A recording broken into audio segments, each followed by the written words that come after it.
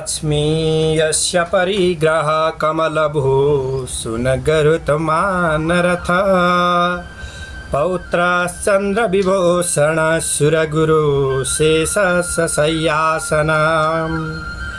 ब्रह्माण्डं वरमन्दिरं सुरगणा यस्य प्रभो सेवका सत्रैलोक्यकुटुम्बपालनपर कुर्यात् सदा मङ्गलम् ब्रह्मा वायुगिरीश शेषगरुडा देवेन्द्रकामौ गुरु चन्द्राकौ वरुणानलौ मनुयमौ वित्तेश विघ्नेश्वरौ नाशत्यौ निरतिमरुतगणयुता पर्जन्यमित्रादयाम् सायस्त्रेका शूरपुङ्गवो प्रतिदिनं कुर्वन्तु वो मङ्गलम्।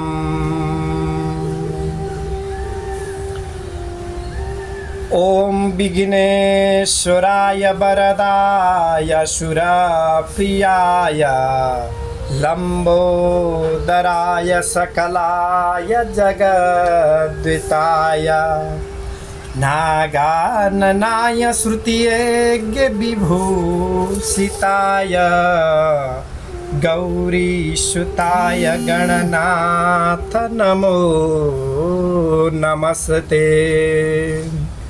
मुकुता विद्रुमहे मनीलधवला छायै मुखसतित क्षणये युगतामिन्दुनिबद्धरत्नमुकुटां तत्त्वार्थवर्णात्मिकम् गायत्रीं वरदाभयं कुशकशं पाशां कपालं गुणं शङ्खं चक्रमथारविन्दयुगलं हस्तैर्वहन्तीं भजे। परम मंगलमय भगवती श्री गायत्री माता का श्री चरण में कोटि कोटि नमन टक्राउँदै भगवान विघ्नहर्ता सिद्धिदाता गणेश जी का श्री चरण में कोटि कोटि नमन टक्राउँदै माता भारती सरस्वती का श्री चरण में कोटि कोटि नमन टक्राउँदै परम आदरणीय श्रद्धालु भक्तजनहरू, आजबाट हामी विशेष गरिकन भगवान शिवजी को पवित्र महीना जुन भक्तिमय महीना चतुर्मास व्रत को आरंभ पनि सुरुवात भइसकेको छ।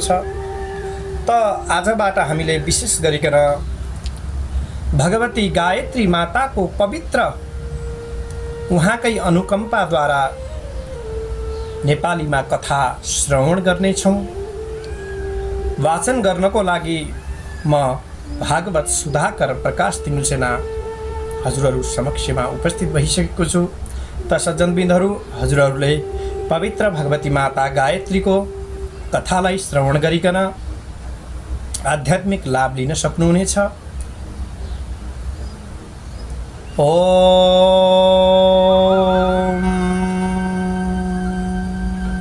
श्री गणेशाय नमः। नारायणं नमस्कृत्य नरं चैव नरोत्तमं देवीं सरस्वतीं व्यासं ततो जयमुदीरयेत्। यस्मात् सर्वमिदं प्रपञ्चरचितं माया जगज्जायते यस्मिन् तिष्ठति यास्ति चास्तसमया कल्पानुकल्पे पुनः। यं ध्यात्वा मुनयः प्रपञ्चरहितं विन्दन्ति मोक्षे ध्रुवं तं वन्दे पुरुषोत्तमाख्यममलं नित्यं विभुं निश्चलम्। सर्वप्रथम आजको कथा सत्रमा प्रथम अध्यायको कथालाई अगाडि बढाउँ। सज्जनबिन, नर बनिनेमा सर्वोत्तम नर भगवान श्री नारायण र देवी सरस्वतीलाई नमस्कार गरेर जय घोष गर्नु। जय जय हो भगवान, जसका द्वारा प्रपञ्च रूपमा रचित यो सारा जगत उत्पन्न भयो तथा जसमा यो सम्पूर्ण विश्व अस्तकालमा विद्यमान रहेर पुनः कल्प अनुकल्पको रूपमा प्रकट हुँदै रहन्छ। तथा जसको ध्यान गरेर मुनिजन प्रपञ्चरहित सत्य रूप मोक्षलाई प्राप्त गर्दछन् तिनै पुरुषोत्तम संज्ञाद्वारा विभूषित अमल निश्चल र नित्य प्रभु भगवानको वन्दना गर्दछु। प्राचीन कालमा एकपटक विख्यात नैमिषारण्य नाम गरेको क्षेत्रमा ऋषि मुनिहरूको विशाल जमघट भएको थियो। सो परम पुण्य पवित्र मनोहर स्थानको झाँकी थोरै मात्र भए पनि अवलोकन गरौँ। त्यहाँ सृष्टिको प्रथम वृक्ष अमला, बर, पिपल, पारिजात, जामुन, समी, कपित्थ, देवदारू, सरल, कणिकारः, पनसः, उर्त, खादिरः, आँप, डुम्री, अगरु, पाखुरी, बकुल, सप्तपर्ण, पुन्नाग, नागकेशर, तालह, तमाल, नरिवल, चम्पा, चमेली, अर्जुन, अशोक, बिल्वपत्र, तुलसी पत्र, जाइजुई आदि पवित्रतम सुगन्धित तथा सुमनोहर वृक्ष यद्वा फल फुलहरूको समूह विद्यमान रहेको थियो। यस्तैमा अनेकानेक तलाउ, सरोवर, गुफा, कन्दराहरूले सुशोभित उक्त दिव्य तपोभूमिमा थरी थरीका पशु पक्षीहरू वैरभाव रहित भएर स्वच्छन्दतापूर्वक किलोल गर्दै विचरण गर्दै गरेका देखिन्थे। त्यस परम पुण्य भूमिमा अखण्ड व्रती पुण्यशील पुरुषहरू परमात्मा प्राप्तिको तपस्यामा अनवरत लागि नै रहन्थे।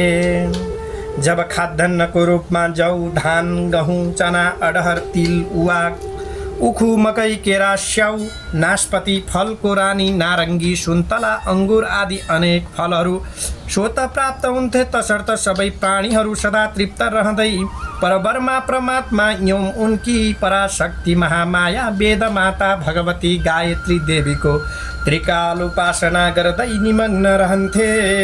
जब त्यहाँ अग्नि चैतन्य भएर ओम रम बन्नी चैतन्याय नमः प्रदीप्त भएपछि स्वाहन्तादि आहुति गायत्री मन्त्रद्वारा दिन सुरु हुन्थ्यो, तब त्यहाँ जुन अपूर्व शोभा उद्घाटित हुनु पुग्थ्यो त्यसको वर्णन सहज सम्भव छैन। एजतां नैमिषेयाणां सत्रे द्वादश वार्षिके आजगमुष तत्रः मुनयस तथान्येऽपि द्विजातयः। जहाँ एक एक निमेषको पनि अत्यन्त महत्त्व छ, त्यस्तो सो पावन भूमिमा एकपटक 12 वर्षसम्म अविराम चल्ने भएको यज्ञ सत्र शुभारम्भ भएको थियो।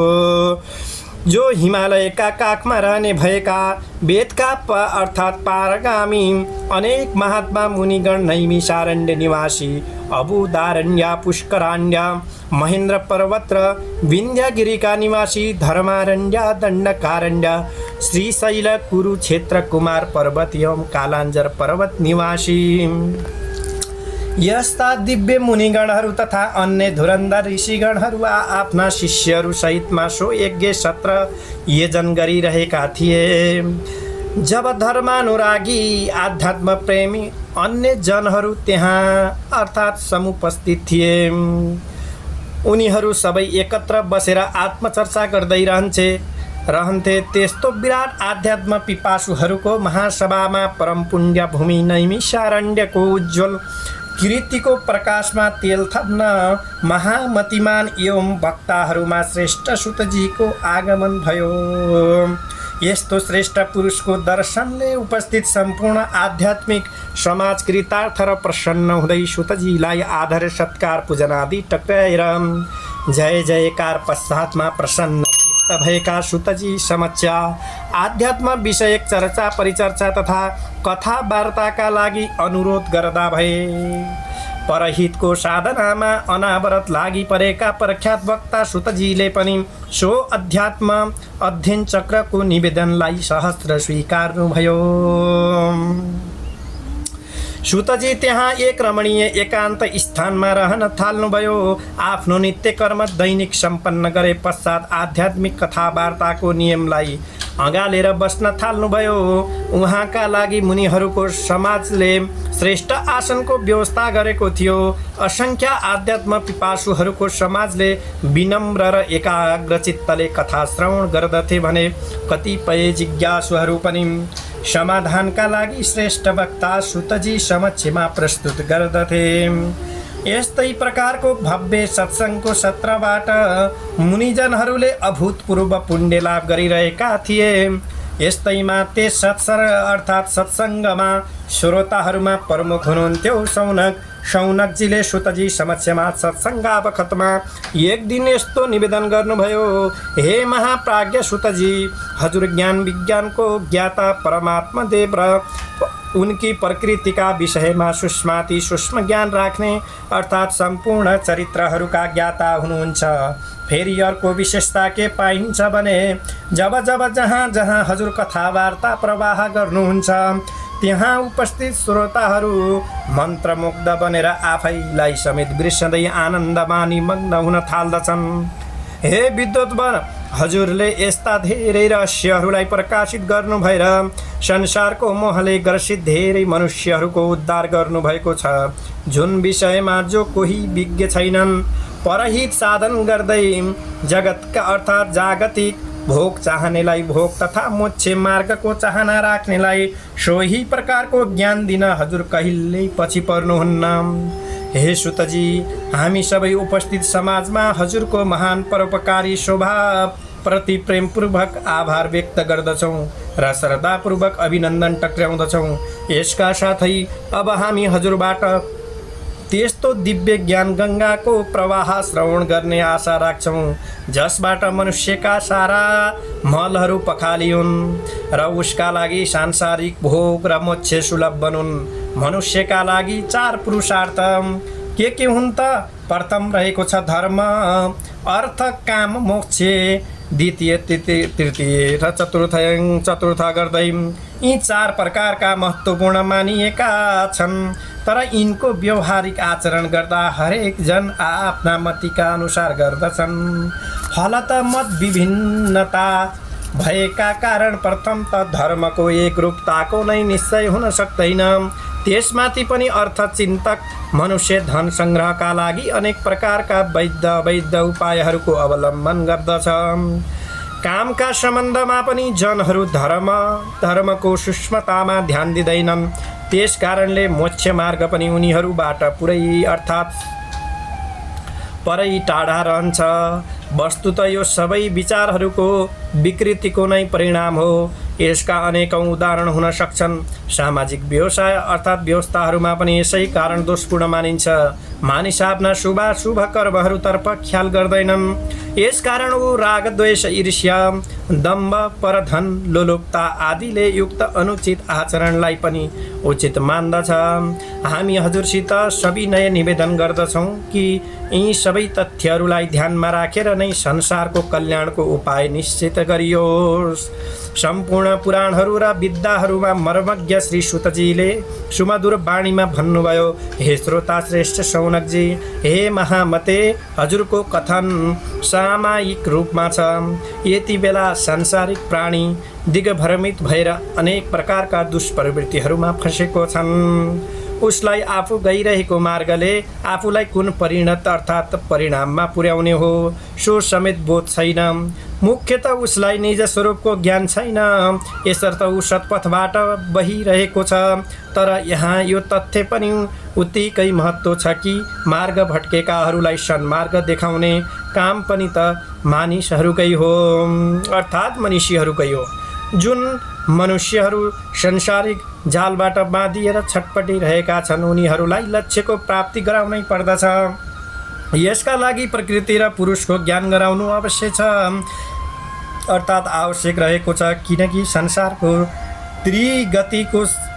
त्रिगति भित्रमा सृष्टि, पालन र लय कारण अव्यक्त प्रभरमा परमात्मा हुन् र ती सबैलाई रच्ने भएकी छन्। तिनकी परा प्रकृति महामाया उनै भगवती जसका अनेक नाम रूप छन्। तपाईहरूका लागि सर्वप्रथम प्रकृति पुरुषकै विषयमा बोध गराउनु उपयुक्त मान्दछु। हे भगवान, यसो भनिकन सुतजी क्षणभर ध्यानस्थ हुनुभयो। त्यसपछि हलुकासित थोरै मात्रामा आँखा उघारेर यसरी प्रेमपूर्वक भाषामा बोल्न सुरु गर्नुभयो, हे शौनकजी, पराप्रकृति अव्यक्त ब्रह्माकै महती शक्ति हुन्। उनको स्वरूपको ज्ञात र ठुला ठुला ज्ञानीहरू वेदवादीहरू र मुनीश्वरहरूलाई पनि सहज रूपमा हुँदैन, तर पनि अनुमानले प्रत्यक्ष प्रमाणले तथा स्वानुभूतिद्वारा प्राप्त अर्थात् पर्याप्त ज्ञान हुन जान्छ। तर त्यस्ता अनुभूतिहरू तिनै महापुरुषलाई हुने गर्दछन् जो यम नियमहरूमा सदैव पालन गर्दछन् र माया मोहद्वारा भ्रमित हुँदैनन्, जसले आफ्ना कामनाहरूमाथि विजय प्राप्त गरेर इन्द्रियहरूलाई अन्तर्मुखी बनाएका छन् र जो सदा ब्रह्मा र उनकी मायाको ध्यानमा लागिरहन्छन्। हे महामते, उनीहरूको विशुद्ध आचरणको कारण चित्तवृत्ति शुद्ध हुन जान्छ। उनीहरूका बाह्य चेतन र आन्तरिक अवचेतन दुवै प्रकारका मन वशीभूत रहन्छन्, किनकि मन वशमा नहोइन्जेलसम्म मनुष्य स्वेच्छाले केही गर्न सक्दैन। उसलाई मनले जता लैजान्छ उतै जान्छ। वस्तुतः यो मन अत्यन्त बलवान छ, इन्द्रियहरू पनि यसैका वशमा रहन्छन्। ज्ञानी जनहरूले मनलाई रथको रूपमा चित्रित गरेका छन्, अर्थात् शरीर रथ हो, आत्मा रथी, मन सारथी र इन्द्रियहरू त्यसका नारिएका घोडा हुन्। यद्यपि रथको जीवन आत्मासित छ, तर पनि त्यसलाई चलाउने सारथी त मन नै हो। इन्द्रिय रूपी घोडाहरूको लगाम उसैका हातमा भएका कारण आत्मा विवश छ। मन ती घोडाहरूलाई अर्थात् जता लान चाहन्छ उतै लैजान्छ। हे भगवान, यस्ता दिव्य कथाहरू त श्रवण गऱ्यौँ, अब मनलाई नियन्त्रण कसरी गर्ने त त्यो यो कस्तो रहेको छ प्रभु, त्यसको विषयमा पनि जान्ने इच्छा छ भनेर प्रश्न गरिसके पश्चात अब उनै प्रभु परमात्मा दिव्य ज्ञानका दाता स्वयं सुतजीले बताउँदै हुनुहुन्छ। हे मुनिश्रेष्ठ, यसर्थ विज्ञजनहरू आफ्नो कल्याणार्थ सर्वप्रथम मनलाई वशमा गर्ने प्रयत्न गर्दछन्। यसको उपाय एम नियममादिको पालन अर्थात् गर्नाले भनिएको छ। एम 5 प्रकारका छन् र नियम पनि 5 छन्। अहिंसा, सत्य, अस्तेय, ब्रह्मचर्य र अपरिग्रह यी 5 एम हुन् भने शौच, सन्तोष, तप, स्वाध्याय र ईश्वर प्रणिधान यी 5 नियमहरू हुन्। केही विद्वानहरूले यी एम नियमका सङ्ख्या 10-10 पनि बताएका छन्, तर यिनै 5-5 भित्रै ती समावेश हुन्छन्। प्रबुद्ध श्रोता सौनकजीले निवेदन गर्नुभयो, हे सुतजी, कृपया यिनका विषयमा विस्तारसित वर्णन गरिदिनुहोस्। तब सुतजी भन्नुहुन्छ, सुन्नुहोस्, अहिंसाको तात्पर्य हो कि कसैलाई पनि कुनै पनि प्रकारको कष्ट नपुर्याउनु, अर्थात् मन, वाणी र कर्मले प्राणीहरूलाई मात्रलाई पनि कुनै किसिमको पनि हिंसा नगर्नु अहिंसा हो। कसैका प्रति हिंसाका लागि कसैलाई उक्साउनु, कसैलाई दुर्वचन गाली दिनु, पिट्नु वा चोट पुर्याउनु वा दुर्भावना राख्नु, यी सबै हिंसाकै कोटीमा पर्दछन्। यस्ता हिंसक मनोवृत्तिहरू सर्वथा त्याग्नु पर्दछ। सत्यको तात्पर्य हरेक प्रकारका कार्यमा कुनै पनि प्रकारको असत्य व्यवहार गर्नु हुँदैन। कहिल्यै कसैसित झुटो नबोल। कहिले काहीँ त अन्जानमा बोलिएको वचन पनि अनुचित र मिथ्या ठहरिन्छ। तब जानी बुझिकन मात्र बोल्नु पर्दछ। फेरि जानी बुझिकन पनि थोरै मात्र पनि असत्य बोलिन्छ भने सो उच्चारण पनि पापमा गनिन्छ। हे मुनिन्द्र, युधिष्ठिरले द्रोणाचार्यका प्रति नरो वा कुञ्जरो वा भनेर असत्यको आचरण गरे। कथा यस्तो छ, युद्ध मैदानको कोलाहलमा कसैले यो अफवाह फैलाइदियो कि अश्वत्थामा मारिए। पुत्र शोकले प्राण जाने वरदान पाएका द्रोणाचार्यले यसको सत्यता युधिष्ठिरको मुखबाट सुन्न चाहे, किनकि युधिष्ठिर सत्यवादी मानिन्थे। तर गुरु द्रोणाचार्यले प्रश्न गर्दा युधिष्ठिरले स्वार्थ प्रेरित भएर युद्धमा अश्वत्थामा नामको हात्ती मारिएको थियो तापनि सत्यवादीको ढोङ गर्दै तथ्यलाई यसरी लुकाएर नै बोल्दा अश्वत्थामा मारियो ठुलो स्वरमा। र त्यो मनुष्य हो कि हात्ती हो, साँचो नसुनिने स्वरमा बोले। पछिल्लो वाक्यांश द्रोणले सुनेनन्। प्रथम वाक्यांश नै द्रोणको मृत्युको कारण बन्यो। यसरी सोही असत्य वचनका कारण परिणामतः युधिष्ठिरले नरक दर्शन गर्नु पर्यो। तसर्थ सत्य बोल्नु र सत्य व्यवहार गर्नु मनुष्यको परम धर्म मानिन्छ। अस्तेको अर्थ हो चोरी नगर्नु। अन्याय वा अनाधिकारपूर्वक कसैको धनको अपहरण गर्नु, लुट्नु, खोज्नु आदि चोरी कर्ममा पर्दछ। जुन जनहरू व्यवहारिक कार्य, नापतौल आदिका छल कपट गर्दछन् ती पनि चोरी भित्रै पर्दछन्। मार्गमा कुनै वस्तु मिल्काइरहेको रहेछ, त्यसलाई खुसुकैसँग उठाएर लिनु पनि चोरीकै समान हो। उचित त यसो हो कि उपयुक्त प्रक्रियाद्वारा सो वस्तुको मालिक पत्तो लगाएर उसैका हातमा पारिदिनु वा पर्ने प्रबन्ध गरिदिनु। यस प्रकार जुन जुन कर्ममा चोरी दोषको सम्भावना देखिन्छ त्यस्ता कर्मबाट बचेर रहनु अस्तेय जानिन्छ। ब्रह्मचर्यको तात्पर्य हो मैथुनको त्याग। यसमा पनि मैथुन जनित विचार वा काम विकारलाई नै परित्याग गरिनु पर्दछ। गृहस्थ धर्ममा प्रवेश गरेका युवा वर्गका लागि यो उपदेश होइन र पनि परनारी जनित काम दोषबाट त उनीहरूले बच्नै पर्दछ। जुन जनहरू विरक्त भइरहेका छन् उनीहरूले त मैथुन विषयमा चिन्तन वा चर्चामा पनि रुचि लिनु हुँदैन। अपरिग्रहको अर्थ हो वस्तुहरूको संशय नगर्नु, किनकि आफ्नो हितका लागि लोभको वशीभूत भएर अनावश्यक धन सम्पत्ति भोग सामग्री आदि एकत्रित गर्नाले अन्य आवश्यक खाँचो परेका जनहरू सो वस्तुको उपभोगबाट वञ्चित रहने सम्भावना हुन्छ। ज्ञानी जनहरूका मान्यता अनुसार वसुधैव कुटुम्बकम अर्थात् सम्पूर्ण विश्व नै हाम्रो कुटुम्ब हो। यसर्थ सबैका आवश्यकताहरूको ध्यान राख्नु प्रत्येक मनुष्यको धर्म बन्दछ। कुनै वस्तु विशेषता अर्थात् विशेषमा आसक्ति राखेर त्यसको जोहो गरिराख्नु परिग्रह नै हो। यसर्थ चेतनशील मनुष्यले यसबाट बच्नु पर्दछ। हे सौनकजी, यस प्रकार 5 नियमहरूको वर्णन स्पष्ट रूपमा मैले गरेँ। अब 5 नियमहरूका बारेमा पनि सुन्नुहोस्। शौचको अर्थ हो पवित्रता। मन, वाणी र शरीर तिनै कुरा शुद्ध राख्नाले नै शौचको साधन हुन्छ। शरीरको शुद्धि भन्नाले नित्य कर्मका साथमा दन्त धावन, स्नान आदि कर्म सम्मिलित छन्। योगीजन यसका लागि वस्ति धौतः, नेति आदि क्रियाहरू नियमित रूपले गर्ने गर्दछन्। सामान्य जनहरू पनि आफ्नो ढङ्गले शरीर शुद्धिको प्रयत्न गर्दछन् नै। सात्विक एवं संयमित आहार पनि देह शुद्धिको एक कारण हुन्छ, किनकि असन्तुलित एवं असात्विक आहारबाट अनेक प्रकारका रोग र दुर्विचार उत्पन्न हुन्छन्। परिणामतः दुर्बल भएको शरीरद्वारा बाह्य शुद्धि पनि असम्भव हुन जान्छ। असत विचारहरूका कारण मानसिक अपवित्रता भरिन्छ। हे मुने, मनको पवित्रताका लागि दूषित वातावरणदेखि दूर रहनु आवश्यक छ। कुत्सित विचारहरूका जनहरूको सँग पनि परित्याग गर्नुपर्दछ। मन शुद्ध हुँदामा वाणी पनि शुद्ध रहन्छ। यसर्थ मनको परिशोधन मुख्य कर्तव्य हो। यसका लागि अविवेकपूर्ण चिन्तनबाट जोगिनु पर्दछ। सन्तोषको अर्थ हो कि भगवानको इच्छाले जे जस्तो प्राप्त हुन्छ त्यसैमा तृप्त रहनु। आशा र अभिलाषा अति बढ्दछन् वा कामनाहरूमा जति वृद्धि हुन्छ असन्तोष पनि त्यति नै बढ्दछ। व्यावसायिक मनुष्यहरूलाई हेरौँ, तिनीहरूलाई सदा उन्नान्सयको चक्करमा परिरहन्छन्।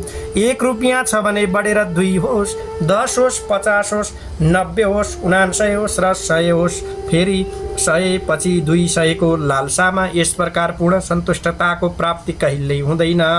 99 को 99 नै रहन्छ। जो आफ्नो कल्याण चाहन्छन् उसले यस्तो निरन्तर असन्तुष्ट रहेर प्रवृत्तिदेखि दूर रहनु पर्दछ।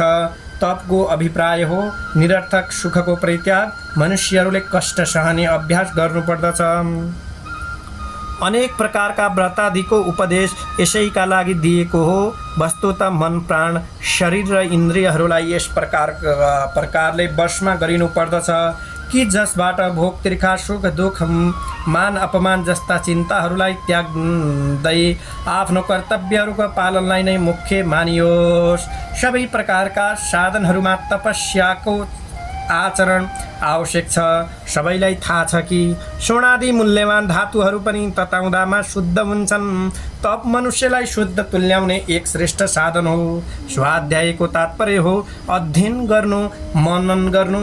वेद, शास्त्र, उपनिषद, पुराणहरू तथा अन्य अर्थात् अन्य ग्रन्थहरूमा जुन शिक्षाटन अर्थात् टम्म रहेका छन् तिनीहरूको ज्ञान अध्ययनबाटै हुन्छ। अध्ययन मात्र पूर्ण छैन, यसको अभ्यास अति आवश्यक छ। कुनै पनि ग्रन्थको आत्मामा प्रविष्ट भएर त्यसमा निहित रहस्यलाई जान्नु नै स्वाध्ययनको परम उद्देश्य हो, जुन कि एकपटक पढ्नाले वा सुन्नाले मात्रै पुरा हुन सक्दैन। स्वाध्ययनमा उत्कृष्ट चरित्रको ज्ञान, तप, कीर्तन, भजन आदि पनि सम्मिलित रहेका छन्। ईश्वर प्राणिधानको अर्थ हो कि ईश्वरमा विश्वास र उनको शरणमा जानु। मन वचन कर्मले भगवानको भक्ति, उपासना, ध्यान, कीर्तन आदि गर्दै स्वयंलाई समर्पण गर्नु नै श्रेयकामीहरूको कर्तव्य हो। वस्तुत अन्तःकरणको शुद्धि पनि यसमा परम आवश्यक छ। योगी जनहरू यसका लागि अष्टाङ्ग योगको अभ्यास गर्दछन्। प्रसङ्गवश त्यसको बारेमा पनि केही चर्चा गर्दछु, ध्यान दिएर श्रवण गर्नुहोस्। हे शौनकजी, योगका 8 अङ्ग प्रसिद्ध छन्। पातञ्जल योग सूत्रानुसार यम नियम आदि। यिनै यम नियम, आसन, प्राणायाम, प्रत्याहार, धारणा, ध्यान र समाधिको अभ्यास नै अष्टाङ्ग योग मार्ग हो। यीमध्ये यम नियम सम्बन्धहरूमा जानकारी भइसकेकै छ। शेष 6वटा अङ्गहरूका विषयमा थप बताउँदैछु। आसनको अर्थ हो बस्ने स्थिति, आराम, सुखपूर्वक बसेर थप प्राणायाम आदिको अभ्यास गर्न सकियोस्। यदि कष्टकर स्थितिमा बसियो भने त शरीरले अप्ठ्यारो भोगेबाट मनले अभ्यासमा रुचि लिन सक्दैन। यसर्थ योगाचार्यहरूले अनेक प्रकारका आसनहरूको वर्णन गरेका छन्।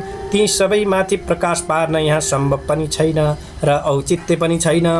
तर पनि एक यस्तो आसनको बारेमा भन्दैछु जसमा सुखपूर्वक बस्न सकियो। कुनै कोमल आसन बिछ्याएर पूर्वतर्फ मोहडा गरिकन पद्मासन लगाएर बस्नु पर्दछ। यसरी बस्दा दाहिने पैताला बायाँ जाङमा र देब्रे पैताला दाहिने जाङमाथि रहेको हुनुपर्दछ। मेरुदण्ड सोझो पारेर सिधा नझुकिकन बस्नु पर्दछ। दुवै हत्केलालाई दुवै घुँडामाथि चिन मुद्रामा राख्नु बेस हुन्छ। यस्तो आसन शीघ्र नै साध्य हुन्छ। प्राणायामको अर्थ हो श्वास प्रश्वासलाई संयमित गर्नु। योगीहरूले यसलाई पनि अनेक प्रकारका बताएका छन्। सामान्यतया पूरक, रेचक र कुम्भक, यी 3 क्रियाहरू नै प्राणायामका मुख्य मानिन्छन्। सुखपूर्वक बसेका मनुष्यहरू प्रथम त श्वास तान्दाको अवसरमा नाकको दाहिने प्वाललाई बन्द राखोस् र बायाँ प्वालबाट श्वास भित्र तानोस्। यसलाई पूरक भनिन्छ। भित्र श्वास भरिएपछि रोकेर बाहिर निस्कन नदिनु कुम्भक जानिन्छ र यति बेला नाकका दुवै प्वालहरू बन्द राख्नु पर्दछ। यसरी धानिन सकिन्जेलसम्म कुम्भकमा रहेर त्यसपछि बिस्तारै दाहिने प्वालबाट श्वास बाहिर निस्कन दिनु पर्दछ। यसलाई रेचक भनिन्छ। यही क्रम अब देब्रे प्वाल बन्द राखेर दाहिने प्वालबाट श्वास तानेर भित्र भर्ने र दुवै नाकका प्वाल बन्द राखिकन कुम्भकमा रहने। धान्न छोडेपछि देब्रे प्वालबाट रेचन गर्ने गर्दै अभ्यासको समय पटक अर्थात् समय र पटक बढाउँदै जानु पर्दछ। त्यसो त यसको नियम छ। पूरकको दोब्बर समय रेचक, रेचकको दोब्बर समय कुम्भकलाई लिनु पर्दछ। जति धेरै लामो समय कुम्भकमा रहन सक्यो त्यति आयु बढ्दछ, किनकि आयु श्वासमा निर्भर गर्दछ। यसरी गरिने प्राणायामको विधिबाट नाडी शोधन हुन्छ।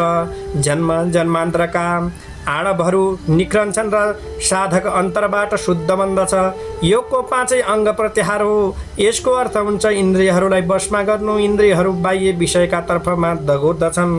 योगीजनहरू तिनीहरूलाई ती विषयतर्फहरूबाट हटाएर अन्तर्मुखी राख्ने अभ्यास गर्दछन्, किनकि जबसम्म इन्द्रियहरू बहिर्मुखी रहन्छन् तबसम्म आफ्ना विषयहरूको आस्वादन गर्ने इच्छा राख्दछन्। यसै कारण मनुष्यको मन, प्राण र शरीर स्वच्छ हुन पाउँदैनन्। ईश्वर प्राणी धानमा यी अनियन्त्रित इन्द्रियहरू धेरै ठुलो बाधक मानिन्छन्। हे मुने, योगको 6औं अङ्ग धारणा हो। चित्तवृत्तिलाई एक स्थानमा केन्द्रित गरिकन स्थिर पार्ने कामलाई धारणा भनिन्छ। अर्थात् चित्तको वृत्तिलाई यदि नासाग्रमा टिकाइन्छ भने त्यस अङ्गको धारणा हुन्छ। योगीजनहरू चित्तवृत्तिलाई 2 आँखी भौँका बिचमा, भ्रूमध्यमा, नासाग्रमा, हृतकमलमा, सूर्य चन्द्रादि नक्षत्रहरूमा वा कुनै देशरूपी अर्थात् देव रूपमा स्थित गर्ने अभ्यास गर्दछन्। कुनै देव प्रतिमा धारणको अभ्यास गर्नाले पनि प्रत्याहारको अभ्यासमा सरलता रहन्छ।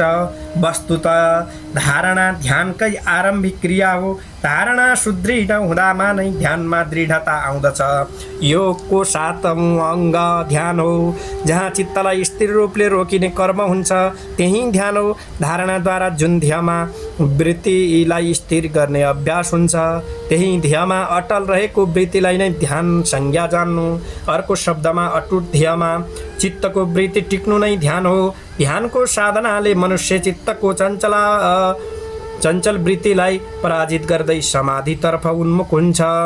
योगको 8औं अङ्ग समाधि हो। जुन अवस्थामा ध्येयको मात्र प्रतीति रहोस् तथा चित्तको आफ्नो स्वरूप शून्य हुन जाओस्, यस्तो प्रगाढ ध्यान अवस्थाले समाधिको अवस्थालाई प्राप्त गर्दछ। वस्तुतः साधक जब ध्यानारम्भ गर्दछ तब उसलाई यो बोध रहन्छ कि म अमुक ध्येयको ध्यान गर्दैछु। त्यस बखतमा उसलाई ध्याता, ध्येय र ध्यान तीनै कुराको आभास पृथक पृथक हुँदै रहन्छ।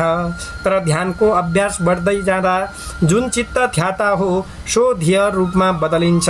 त्यस स्थितिमा न आफ्नो स्वरूपको बोध रहन्छ न त ध्यान गर्दैछु भन्ने अभ्यास नै रहन्छ। त्यति बेला केवल ध्येय स्वरूपको मात्रै बोध रहन्छ। हे मुनीश्वर, समाधिको यही स्वरूप हो। संसारिक प्राणी यदि योग मार्गका द्वारा ईश्वर प्राप्ति गर्न चाहन्छ भने उसले ब्रह्ममा निर्विकार रूपमा आस्था राखेर अगाडि बढ्नु पर्दछ। यस क्षण साकार रूपको ध्यान नै सरल मार्ग हो। सोही परब्रह्मकी पराविद्या महाशक्तिका अनेक रूप छन्। तिनकी एक रूप भगवती माता गायत्री संज्ञक पनि छन्। सोही गायत्रीलाई सावित्री र सरस्वती पनि भन्दछन्, जसको ध्यान परम कल्याणकारी छ। शौनकजी पुनः सोध्नुहुन्छ, सुतजी के पराशक्ति गायत्रीको साधना योग मार्गबाट नै सम्भव छ, अरू कुनै उपाय छ कि? सुतजी भन्नुहुन्छ, हे महामते, भगवती गायत्रीको साधना अनेक प्रकारले गर्न सकिन्छ। भक्ति, ज्ञान, कर्म आदि उपासकको जुन पद्धतिमा मन रमाउँदछ उसलाई सोही प्रक्रिया अवलम्बन गर्नु सरल रहन्छ। अन्य उपायहरूको चर्चा आगामी अध्यायहरूमा गरिनेछ। इति श्री गायत्री पुराणे प्रथम अध्याय। गोविन्द हरे मुरारे, हे नाथ नारायण वासुदेव। जय हो माता गायत्री, भगवती माता, जय जय जय हो।